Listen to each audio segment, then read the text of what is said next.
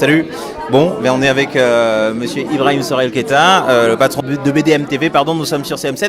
Salut. Alors, il vient de se terminer. Nous sommes au CEDA. Le colloque vient de se terminer. La conférence débat vient de se terminer. Bravo. En un rien de temps comme ça, arriver à faire ça. Bravo. Bah écoutez, bravo à tous ceux qui ont participé.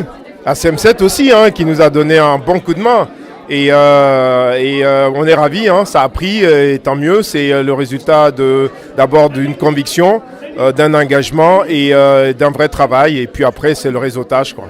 En tout cas, bon réseautage, et ça a bien fonctionné, évidemment, avec même un goût de trop peu.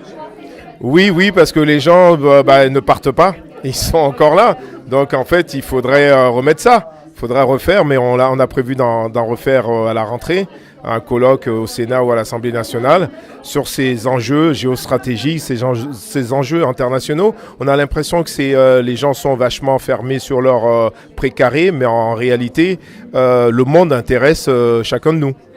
Et donc, même si la crise perdure, alors si la crise s'arrête d'ici là, s'il y a une solution, une sortie de crise, est-ce que le débat aura quand même lieu à la rentrée ou pas ?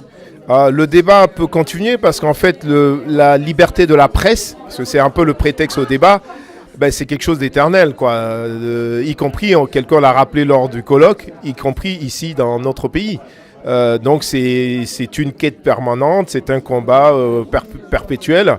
Et donc, effectivement, il y a des chances qu'on ait encore besoin de ce genre de rencontres.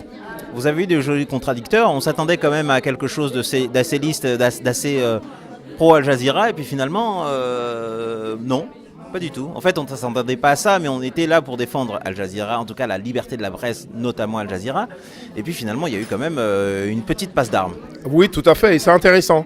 C'est intéressant parce que ça prouve que les choses ne sont pas aussi simples qu'on pourrait le croire, mais que fondamentalement, quand même, ce qui était le point commun de tous les gens qui étaient là, c'était quand même leur attachement à la liberté, à la défense des libertés, de manière générale, notamment la liberté d'expression, mais avec quelques nuances sur le fait que, effectivement, Al Jazeera peut, pour certains, apparaître comme étant un média qui a des prises de position qui parfois peuvent déranger. Mais je pense que Fathia l'a dit, un peu à la Voltaire.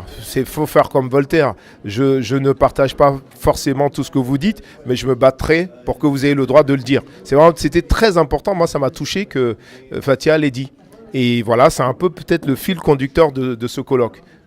Ok. Là, comme ça, un ressenti, un mot pour la fin, comme ça ? Un mot pour la fin, on est content, parce que c'était pas simple, c'était pas gagné d'avance, et on pense qu'on a réussi à réunir des gens intéressants, à débattre de sujets prépondérants et à susciter l'envie de remettre ça.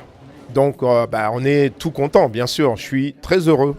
Bon, on va remettre ça. C'était Ibrahim Sorel Keita de BDM TV, grand patron de BDM TV. On était sur CM7. Merci beaucoup. Ici au Sénat, en direct du Sénat. Merci. À bientôt.